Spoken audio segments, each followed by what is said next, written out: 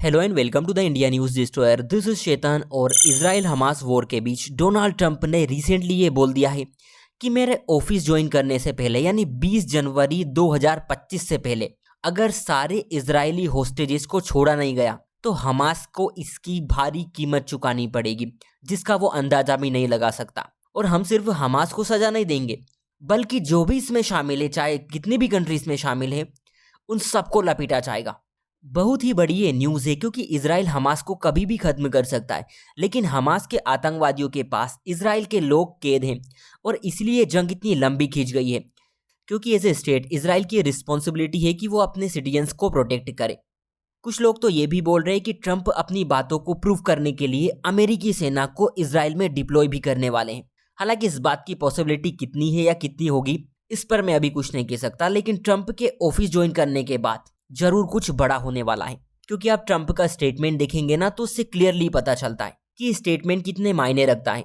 Trump अपने statement में बोलते हैं, यदि होस्टेजेस को 20 जनवरी 2025 से पहले रिहा नहीं किया गया, जिस दिन मैं गर्व के साथ अमेरिका के राष्ट्रपति के रूप में पदभार संभालूंगा, तो मध्य पूर्व में बहुत बड़ी कीमत चुकानी पड़ेगी उन लोगों को भी जिन्होंने मानवता के खिलाफ इन अत्याचारों को अंजाम दिया है। इसके बाद इजराइल के पीएम नेतान्याहू ने भी इस पर यह बोला है कि ट्रंप ने जो स्टेटमेंट दिया है वो काफी मजबूत है। It is a very strong statement, make it clear that there is a one party responsible for this situation and that is Hamas. Hamas must release this hostages. मतलब इस सिचुएशन के लिए सिर्फ एक ही पार्टी जिम्मेदार है, वो है हमास, और हमास को बंधकों की रिहाई करनी चाहिए। देखिए 7 अक्टूबर 2023 के दिन इजराइल के ऊपर हमास ने घातक हमला किया था। बहुत सारे लोग मारे गए थे और 250 से ज्यादा लोगों को हमास ने होस्टेजेस बनाकर रख लिया था ताकि इजराइल के ऊपर प्रेशर बनाकर अपनी डिमांड मनवाई जाए। कैसी डिमांड?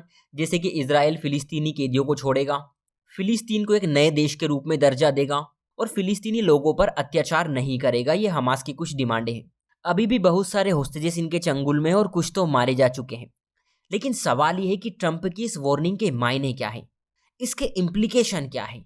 इसमें सबसे पहले अपन ईरान का एंगल समझते हैं, क्योंकि ट्रंप की धमकी सिर्फ हमास को नहीं थी बल्कि उसके सरगना ईरान के लिए थी। इसके पीछे 2 रीजन है।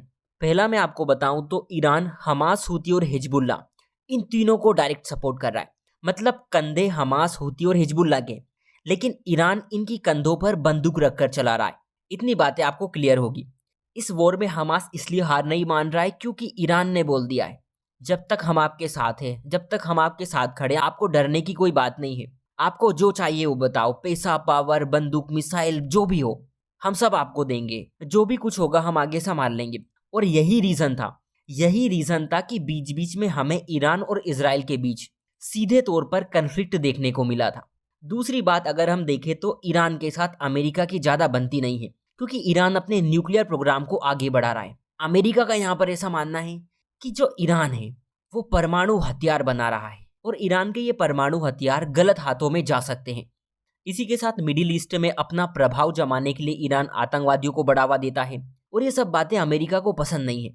अब देखिए ट्रंप चाचा के सामने इजराइल हमास वॉर खत्म करने का भी प्रेशर है क्योंकि अमेरिका के बहुत सारे पैसे इजराइल की हेल्प करने में लग रहे हैं। बिलियंस ऑफ डॉलर आप मानकर चलिए। और पैसे के मामले में ट्रंप चाचा बहुत चिक्कट आदमी है। नाटो इसका बेस्ट एग्जाम्पल है। अपने स्टेटमेंट में डोनाल्ड ट्रंप बहुत बार ये बोल चुके हैं कि अमेरिका नाटो में अब ज्यादा फिजूल खर्ची नहीं करेगा।